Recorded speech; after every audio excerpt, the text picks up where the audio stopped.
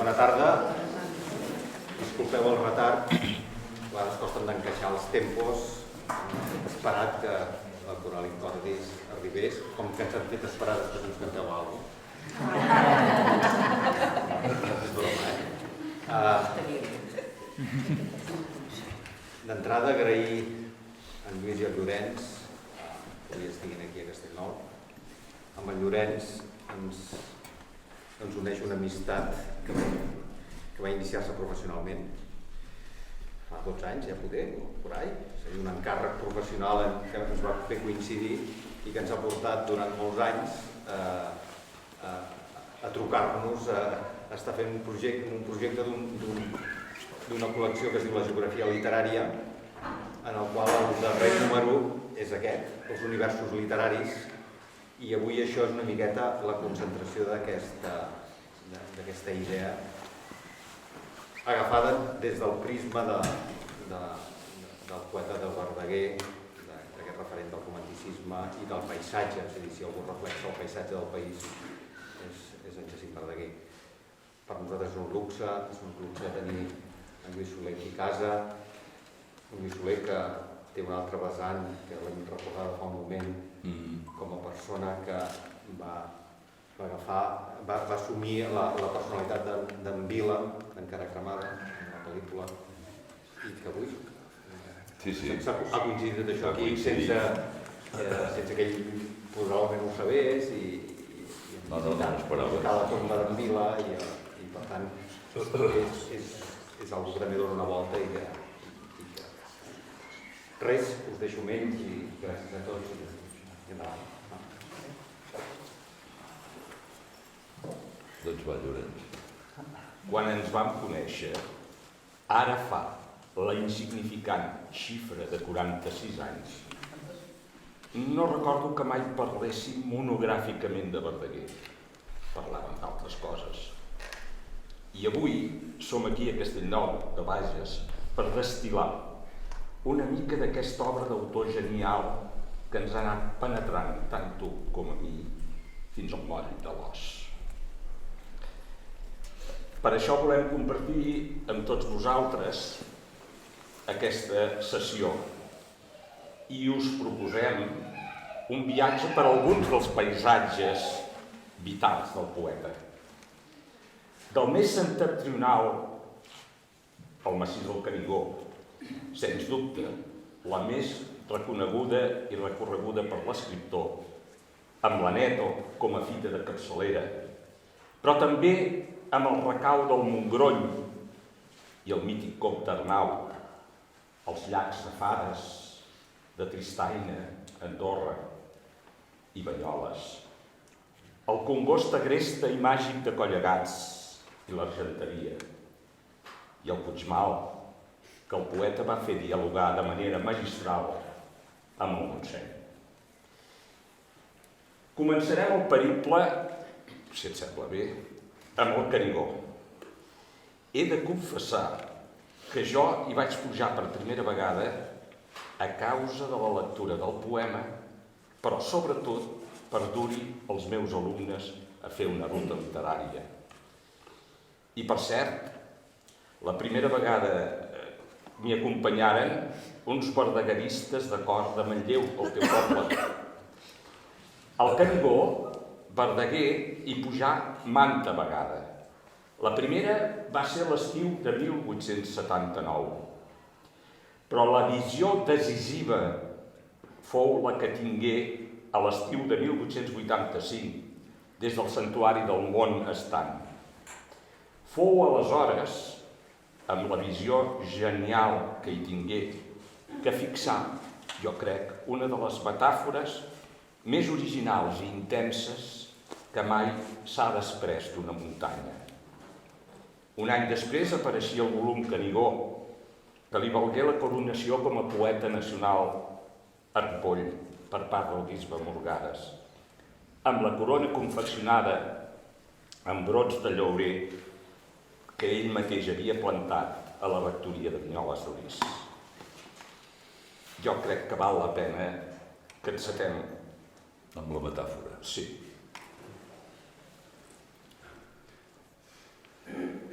Lo Canigó és una magnòlia immensa que en un rebrot del Pirineu s'abada. Per abelles té fades que la volten, per papallons los cisnes i les àligues. Formen soncals esquerides serres que plateja l'hivern i l'estiu d'aure, grandiós veire on veu olors l'estrella, los aires rellentor, los núvols aigua. Les boscúries de pins són sus barnissos, los estanyols ses gotes de rosada, i és un pistil aqueix palau aurífic, somni de l'oja que del cel davalla. Bé, un encanteri irrepetible, amor a primera vista, sobretot si heu estat mai al món i des de la finestra de la cel·la on Verdaguer hi estava davant mateix, que era la pica del Canigó. El Puigmal, que de ben petitell fiturà mirant cap al nord de Folgueroles, va formar un duo indissociable, inseparable amb el Montseny, que ell veia cap al sud, des de Folgueroles. Són oposats geogràficament. I aquest, el Montseny, juntament amb el Canigó i Montserrat, li eren els 3 cims sagrats de la pàtria. Cada un, respectivament, simbolitzava les essències civils, les històriques i les religioses del país. El Montseny hi va fer les primeres escapades d'infant i adolescent sense dir-ho a casa, el Montseny i les Viderines. I el Montseny l'acollí en les 2 últimes excursions que va fer abans de morir, el 1899 i el 1901. I a la muntanya, que és com deien abans el Montseny, la muntanya com a referent total i absolut, ell dedicà el penúltim recull de poemes editat en vida, Aires del Montseny. I precisament en aquest llibre hi ha un poema, que és La veu del Montseny, que fa dialogar les 2 muntanyes i on ell traça una autobiografia, però també hi dona una visió analítica de com estava el país en el moment d'escriure el poema. I va fer dialogar les 2 muntanyes de manera magistral perquè els catalans de l'època entenguessin quina situació real tenia en aquells moments el país. Estem parlant de finals del segle XIX. Doncs vinga, la veu del Montseny. No és gaire obligador de Molomapa, mon estimat poblet de Folgueroles. Son nom és una tilla al peu del nom de les ciutats superbes. Però Déu l'ha posat entre les 2 muntanyes capitals de nostra terra, com bri d'herba entre enormes miliaris. És un pal de telègraf on toca l'elèctrica corrent que d'una a l'altra envia la bonança riallera o el temporal codola com un monstre. Una tarda d'estiu, los negres núvols s'encastellaven en sus fronts altívols, com les idees en el front de l'home que de passions indòmites és presa. Los trons sotraquejaven en l'altura, al formiguer corrien les formigues, al mas los masiaires, del camp d'on els segadors fugien n'avenia fortó de polseguera. La xafogor feia doblar los braços i sobre el pit feixuga feia baixar l'enterbolida testa. Jo no recordo si despert o en somnis sentir dels 2 gegants l'aspre llenguatge. Deia Puigmal: «Amic Montseny, no et sembla que minva la nissaga catalana?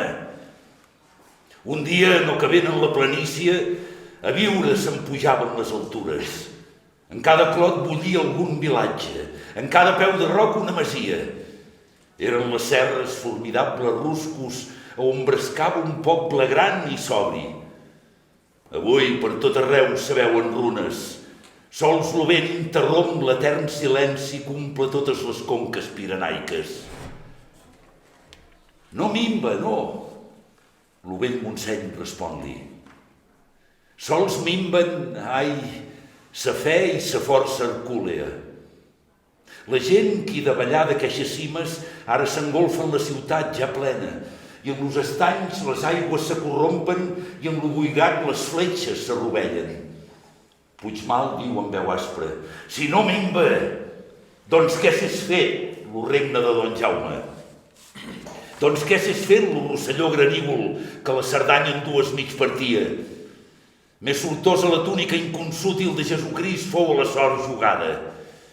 Què es feu la voladúria de ses glòries i què es faran ses lleis i son llenguatge? Roures que tenen ja en la vella soca la feixuga destral del centralisme? Oh, Déu, la raça catalana és morta. Què dius? Montseny respon: mai fou tan viva, però ses mans no branden ja lo glavi sedent de sang ni l'homicida llança, sinó les eines del treball feixugues, lo timó de la nau i el de la rella. Mai tanta vinya engarlandar amb ses toies, sos puigs assolellats, ni tantes messes amb llenç d'or abrigaren la planura. Mai a sos ports volaren tants navilis com orenetes a son niu portant-li presents de tots los regnes de la terra. Jamai sos jocs florals sentiren de trobadors novells tanta cantúria. Mentre els aucells refilen en sa brosta, mentre de flors i fruita s'enjoiella, no és mort encara l'arbre de la pàtria. Si dorm a la seva ombra alguna tribu, en lloc de fer-li de fiscal, ajuda'm de tus torps amb la veu a despertar-la. Llavors a un tro feréstec respon un tro feréstec, que ressona 7 voltes per los núvols, los cims i l'aiguavés i la planícia sotraquejant amb aspre terratrèmol. Jo em deixo dir, i amb estimada pàtria, la sang vaig oferir, l'arpa i la vida, clavant un front a terra de vergonya de sols tenir per ella un gra d'arena. Si el Canigó era el cim que simbolitzava el naixement de la nació catalana i el Montseny el cim cordial, civil, Montserrat era el cim que enaltia la fe. Verdaguer va entrar en contacte amb el monestir a primeries de 1880 i participar de manera decisiva en la configuració del mite de la Moreneta. Així, el Virolai, que tanta gent se sap de cor, és obra immortal seva i molta gent ho ignora. I a Montserrat, com a símbol del renaixement d'una nació que s'havia originat feia 1000 anys als peus del Canigó, Verdaguer li va dedicar un volum, Montserrat, llegendari, cançons i odes. Aquest volum contribuí decisivament a l'hora de crear un imaginari potent d'identitat col·lectiva. I és en aquest llibre on hi ha a Don Jaume en Sant Jeroni, on Verdaguer no s'oblidava pas que la pàtria anava molt més enllà del mar, les illes, i anava molt més al sud, al nostre País Valencià.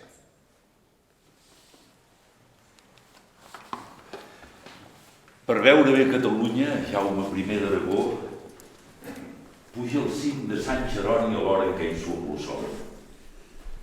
Quin pedestal per l'estàtua, pel gegant quin mirador. Les àligues que hi niaven al capdamunt li fan lloc. Sols el cel miraven elles.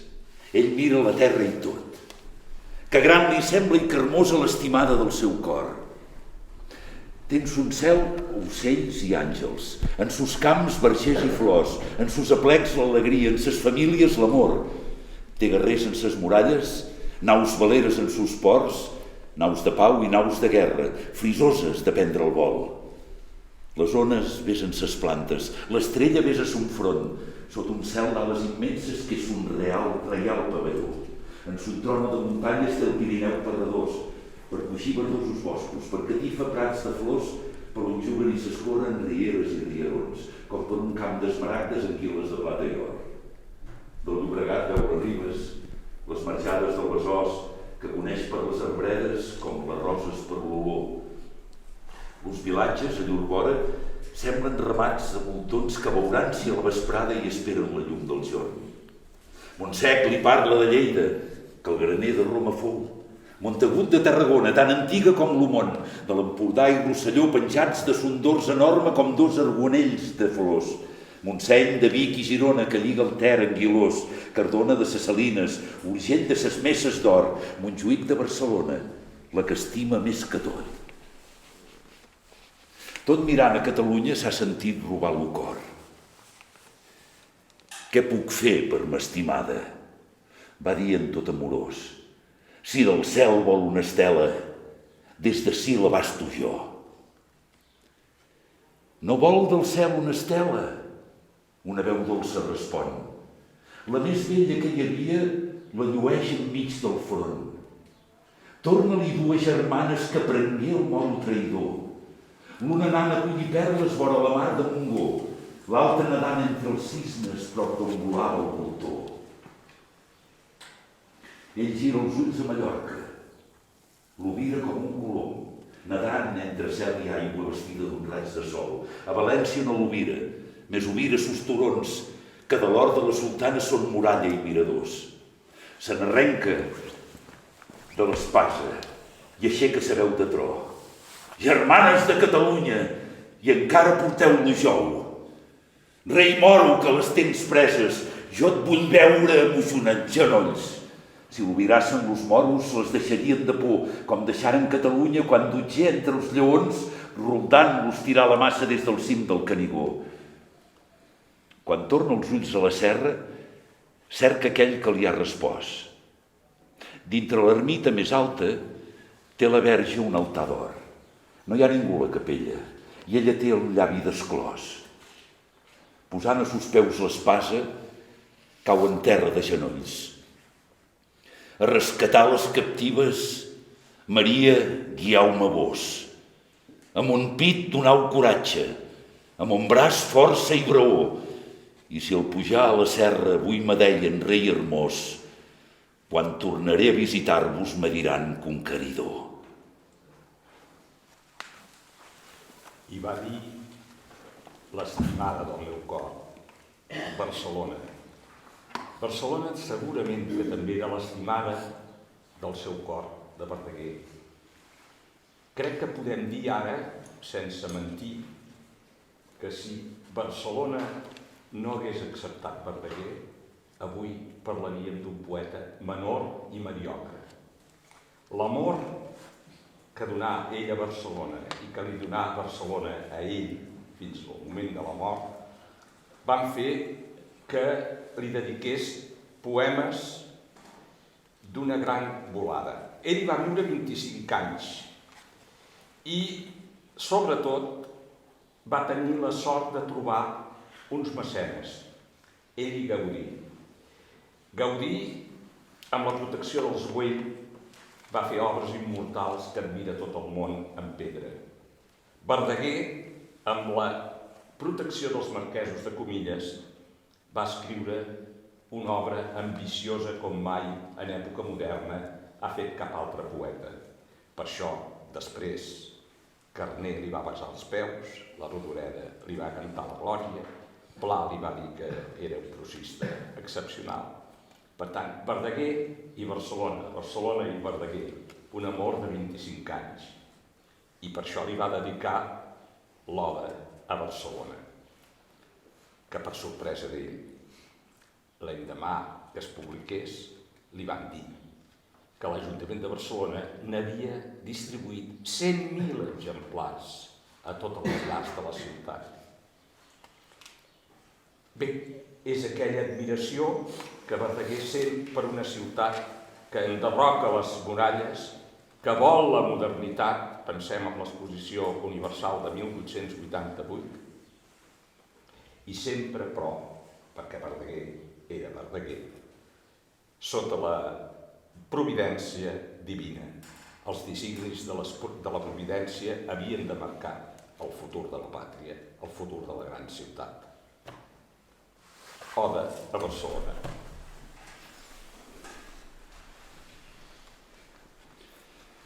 Amb son mantell de pedra, nuat amb gòtics llaços, l'abriga, alçant els núvols sus campanars la seu.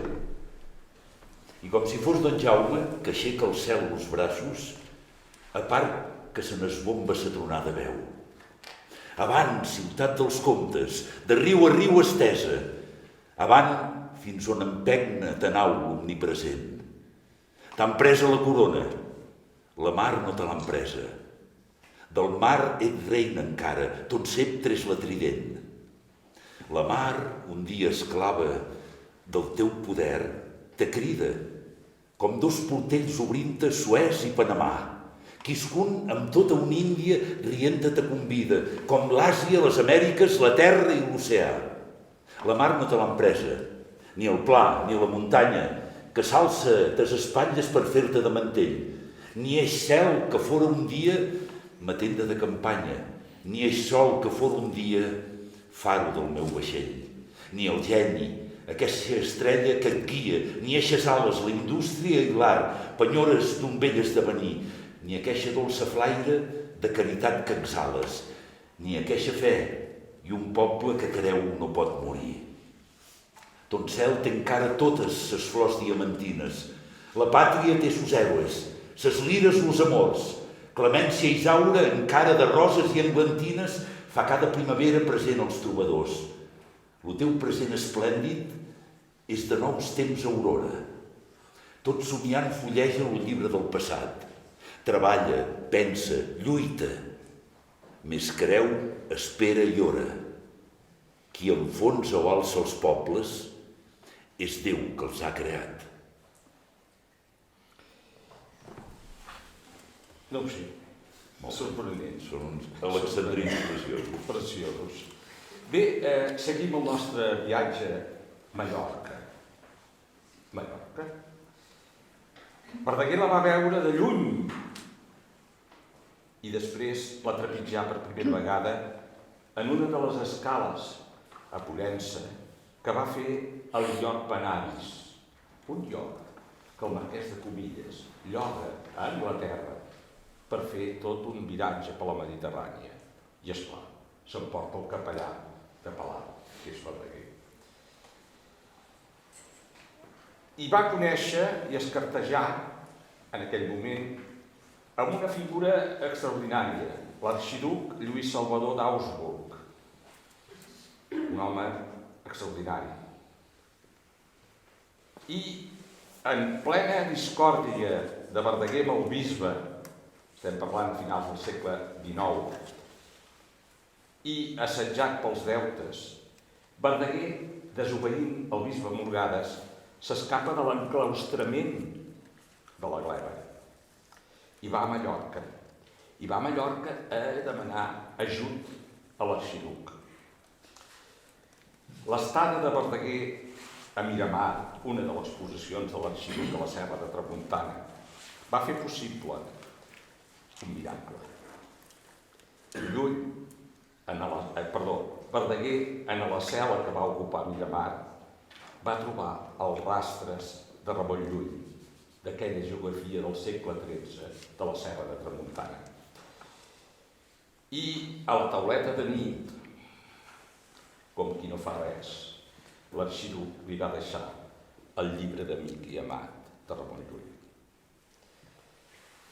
La lectura d'aquest llibre, en aquelles hores baixes, l'enlluernà i el trasbalsà alhora. Fins al punt que ja a Miramar va començar a redactar el que després serien les perles del llibre d'Amic i Amat, unes exquisides glosses en vers sobre els pensaments de Llull i la seva relació amb Déu.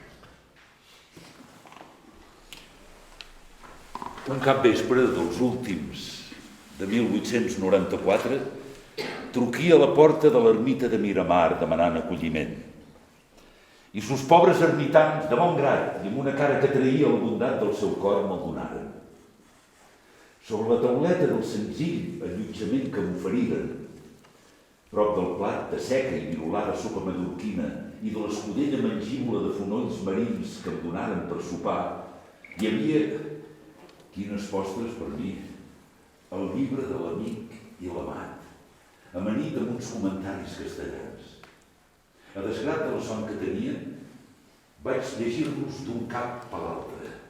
I aquelles dialogacions i càntics que sabia mig de cor, me feren una impressió tota nova, i en aquella soledat, en el vell cor de la nit, davant la imatge de son il·luminat autor que lluïa en marc tan pobre com son hàbit en la paret, com a primer i principal ornament de la cambra, els trobí un nou sentit i una sabor mística superior a la de tots els llibres místics escrits per la mà de l'home. Aquella sentor regalada em tornà al paladar de la memòria tota la nit i esperia la claror del dia mig despert i mig en somnis, assaborint, i no sé si diga remugant, aquells misteriosos conceptes sempre en creixent fruïció. Fora dels llibres sagrats, jo no recordo haver llegit de poesia mística més alta i que entrés més sobiranament esbalaïdora i lluminosa en la meva ànima. L'endemà, després de celebrar la Santa Missa en la capella dels penitents, baixia a l'ermita de Santíssima Trinitat, on resta encara alguna ruïna del convent de Ramon Llull, el primer dels missionistes que hi ha hagut. Pugia a la cova, on diuen que escrigué alguns de sus millors llibres.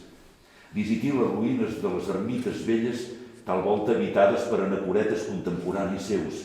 M'enfilí a les cingleres de l'Alzina Borda i la Talaia Vella, dominadores d'aquells sagrats indrets, de venir aquella mar que ell contemplaria en èxtasi tantes vegades i, sense adonar-me'n, trobí que els pensaments en prosa que havia llegit la vella abans anaven prenent, tot rodolant pels racons de la memòria, el fullatge del vers i la girada i l'aire de la poesia.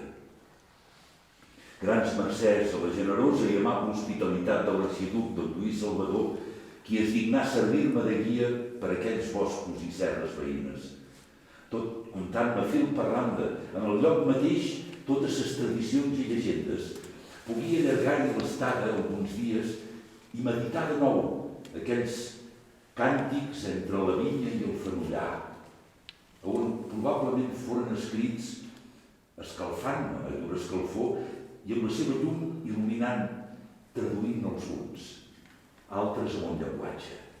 Tot allí m'ajudava i em donava la mà amb l'obra. Les imatges mateixes que jo tenia davant els ulls podien haver-me inspirades en ell les idees que jo posava en vers.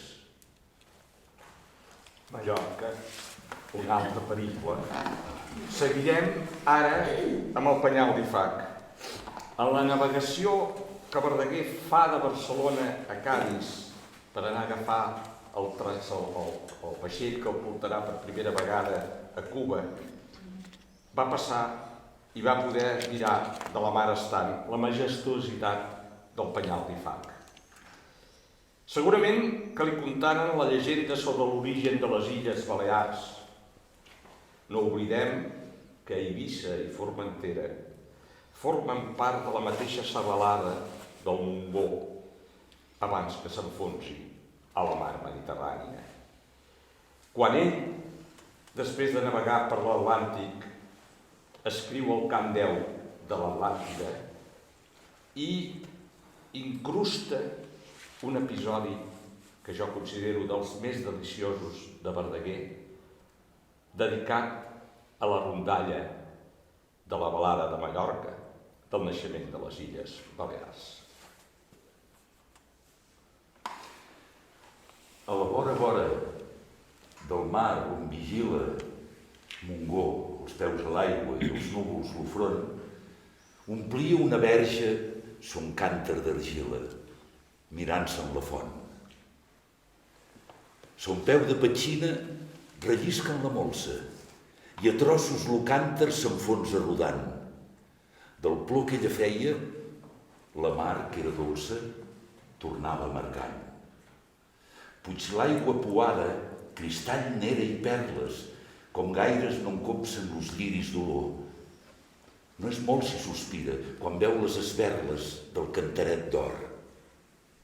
La mar s'endolia, les pren en sa falda, i el maig per plantar-hi demana un roser. València atesortes verdor d'esmeralda i a ton cel d'ocer. Per Brest la conquilla de Venus us dona, gronxada pel cèfir de vespre i matí, i els testos que una alba de roses corona ja són un jardí.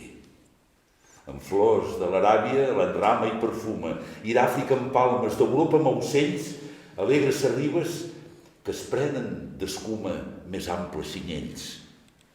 3 eren els testos, 3 foren les illes, i al veure-les ara, volgudes pel sol, los crida sus braços la terra per filles i el mar se les vol.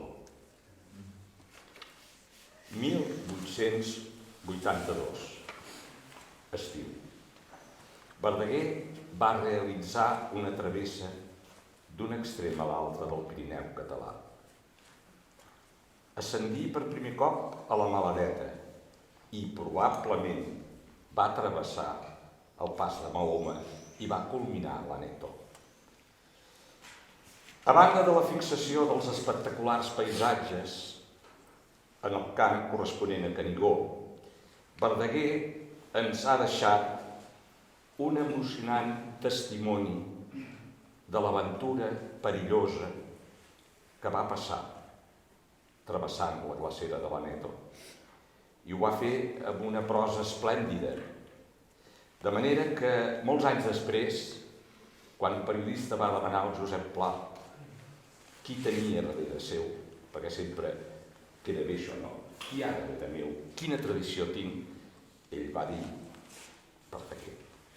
Verdaguer, prosista, que sense les normes ortogràfiques, sense la regularització, ja era capaç d'escriure en un català d'una volada indiscutible.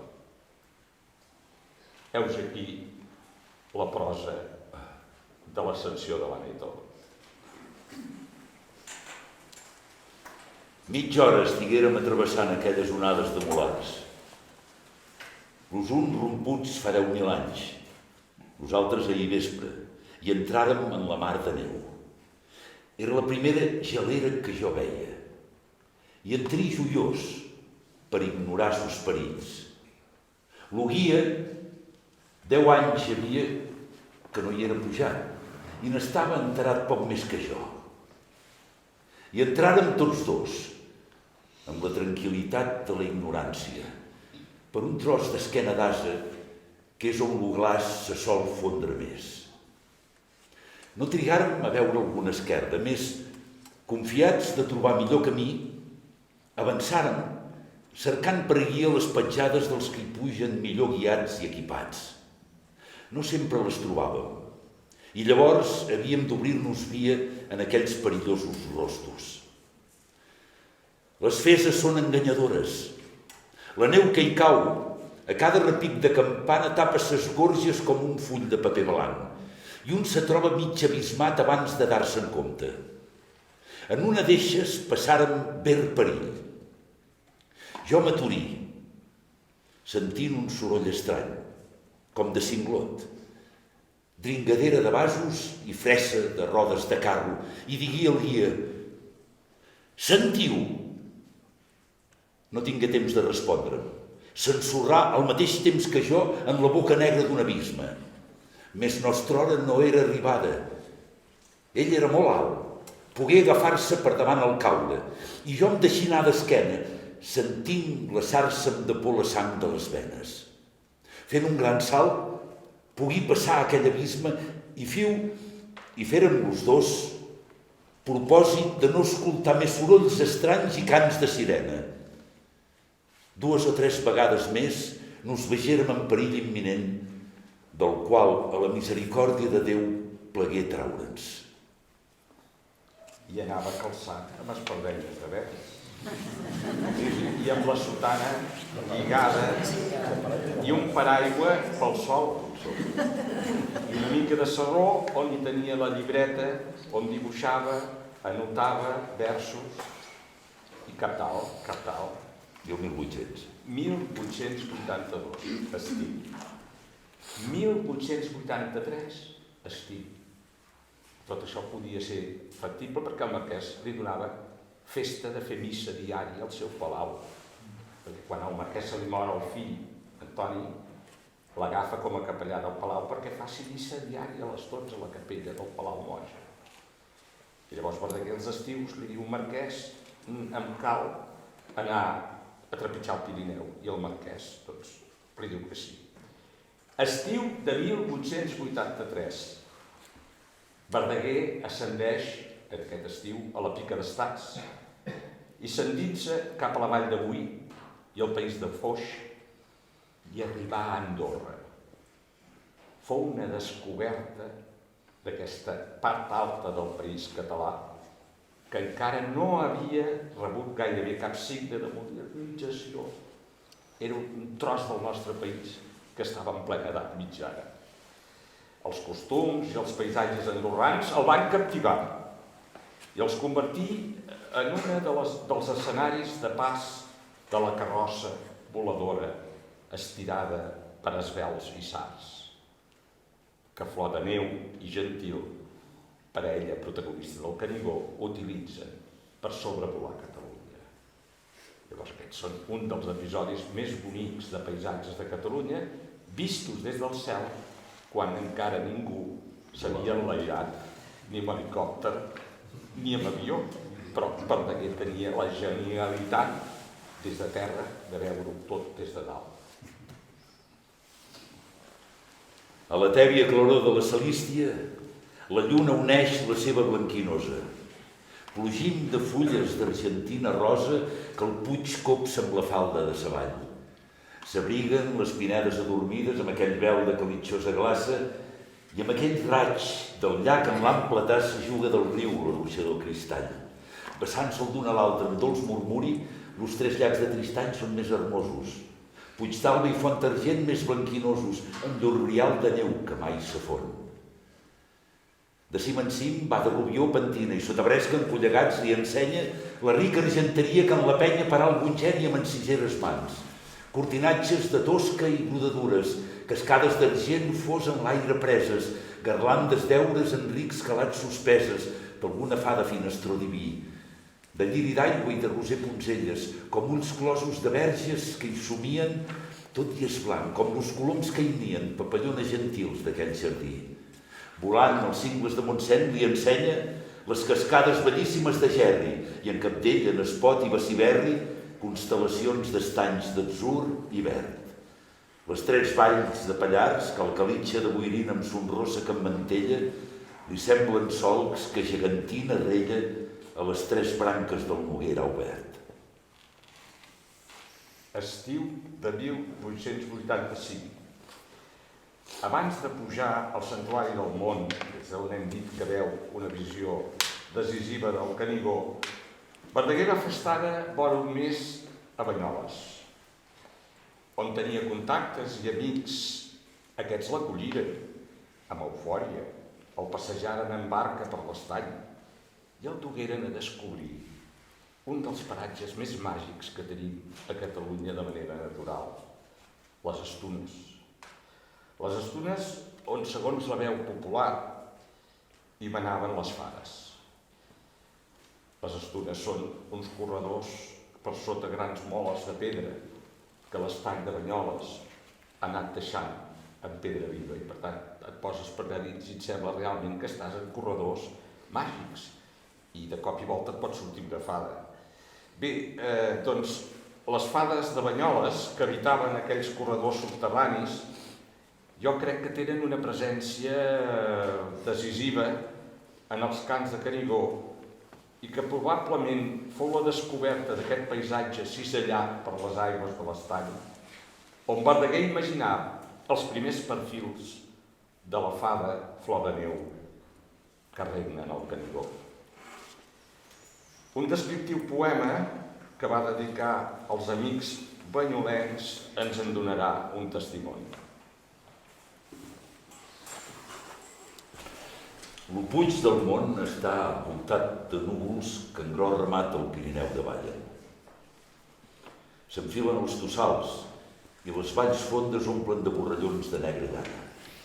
El món, verdós i encara juvenívol, sembla un gallard minyó dins sa mortalla. Un buf del Canigó l'esqueixa i s'obre com finestra del cel ennuvolada, deixant-ne veure, plana avall, Banyoles, amb l'estany cristal·lí que l'emmiralla. Dins l'estany una góndola rumbeja donant al vent ses blanquinoses ales que quan lo sol s'acluca són de cigne i quan els dona un bes semblen daurades. Si és la de meus amics que tant estimo, que la Verge del món guia la barca. Braçada per les ones movedisses, la góndola s'adorm dintre de l'aigua. Què es contarien meus amics en ella? Puig deixen caure els remers ses pales.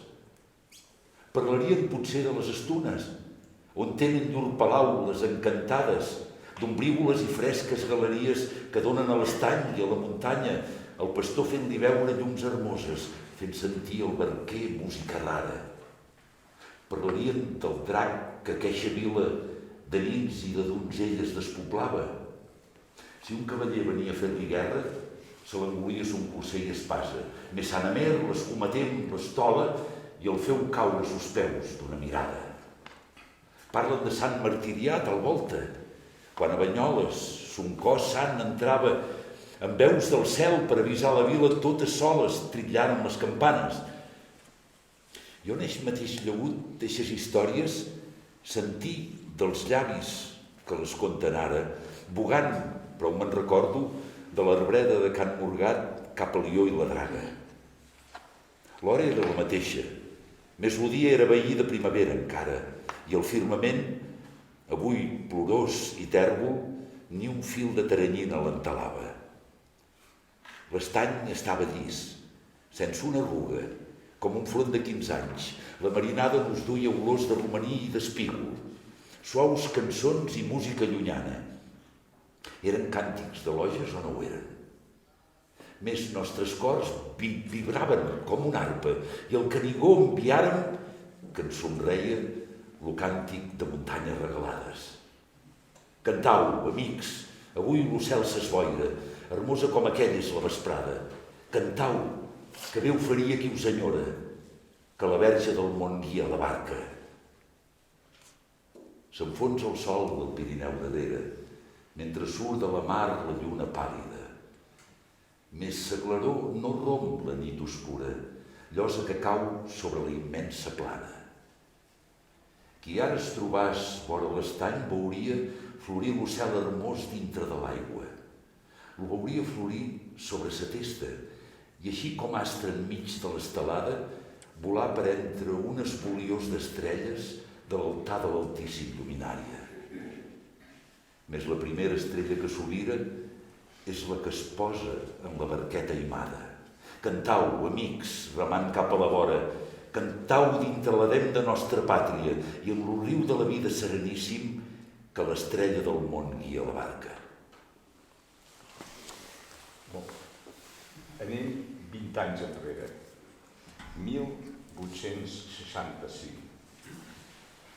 Verdaguer jove, té 20 anys, només té 20 anys, i un mestre de Barcelona, Manuel Mirall Fontanals, li diu que vagi per les guilleries a trobar cançons populars i ell hi troba una versió dels Segadors que passa en el mestre de Barcelona.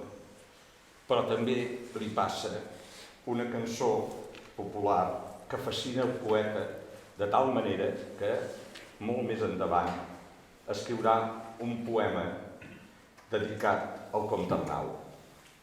És la màgia de la muntanya de Montgrony i on habita el mite del Comte Arnau. Verdaguer, de fet, hi puja per primera vegada, o sigui, ell troba la cançó popular el 1865, però ell hi puja per primera vegada el 1878 i té la necessitat de trobar-hi la tradició oral i l'hi troba i pren notes de llocs, de tocams, de versos, etc. I això el porta a escriure un romanç no gaire adequat per un capellà, però ell a vegades aquestes coses se les permet. I fa un romanç de 78 versos amb parts dialogades d'un gran efectisme narratiu que no defensa el mite del Comte Arnau, però tampoc l'ignora en la seva plenitud. El comte de Mataplana no tenia dos cavalls. L'un era blanc com la gebre, l'altre fosc com l'opecat. Malaja el cavall negre, ben àgil el cavall blanc. Un matí de la hivernada lo negre feia ensellar. La comtessa ja li deia: «Per què no enselles lo blanc?» «Perquè fuig dels camins aspres i a mi em plauen més que els plans». La comtessa ja hi tornava: «Mon marit, no ho fesses pas. Lo negre em sembla el diable. Déu nos lo tinga allunyat». Ell no li torna resposta, com si sentia tornar. El negre posa la sella, baldament fos Satanàs. «Adéu, la comtessa i mare!» «Déu te guia i l'àngel sant». L'àngel prou lo guiaria, més ell no es deixa guiar. Lo guiaria a l'església i ell a la vila fa cap, on hi ha nines per perdre i pobres per escanyar. Malaja el cavall negre, ben àgil el cavall blanc. Quan sortia de la vila semblava una esperitat. Corria el cavall negre, corria com si volàs, tant tos per les altes cimes com pel fons del xaragall. Els gombernesos s'assenyen quan lo veuen desbocat. Els llops d'aquelles muntanyes lo segueixen udolant, alguns d'ells per simpatia, els altres olorant carn, que n'esperen un bon àpat més amunt o més avall. Sos ulls semblen llumanetes infernals. Al sentir s'ordolissa, lo comte s'és esglaiat. Voldria girar lo poltre, més ja no el pot aturar. Malaja lo cavall negre, ben àgil lo cavall blanc. A la nit, que és fosca, s'abarreja el temporal i els pastors el comte veuen entremig de trons i llamps volar d'una cresta a l'altra del Montgrony vers los afraus. La tempesta esgarrifosa a mitjanit fa un esclat. D'un llampec entre les ales s'obira el comte Arnau, rodolant de l'alta cima de Sant Ou fins al forat d'on surt entre rius de flama lo renill del seu cavall. La comtessa l'esperava a la porta del palau. Passen hores, passen dies, passen nits de por i espant. A la tercera que passa un veu venir condemnat. La nit era negra, més negre era son cavall que era el diable. Déu us ho tinga allunyat. Malaja el cavall negre, ben àgil el cavall blanc. 1875 n'hem parlat del viatge que Verdaguer fa de Barcelona a Cadis i que veu del mar estant i l'enamora el penyal d'Ifac. En aquest viatge Verdaguer para a València, al port de València, i en una carta adreçada al seu pare ens explica què li havia semblat la ciutat, aquest paisatge. Anys després, Verdaguer tornarà a València perquè els poetes renaixentistes valencians, amb l'encarcelament de Teodor Llorente, el reconegueren com a mestre més d'una vegada i l'homenatjaren fins a concedir-li l'honor de presidir uns Jocs Florals de l'Or Ratpenat. Verdaguer els agraí aquesta distinció. No hi va anar perquè va tenir problemes, però els va agrair la distinció amb un sonet dedicat al rei en Jaume. Un dels dos sonets que escriví al final de la seva vida i que anunciaven que el seu interès pels canvis estètics que s'estaven produint a Catalunya en aquell moment portarien a l'esclat del modernisme. Ell mort l'any 2, en ple esclat del modernisme, però s'interessava ja per les noves fórmules de la poesia d'aquell moment. Tancarem l'acte d'avui amb la paraula d'una carta i amb el sonet dedicat al rei en Jaume.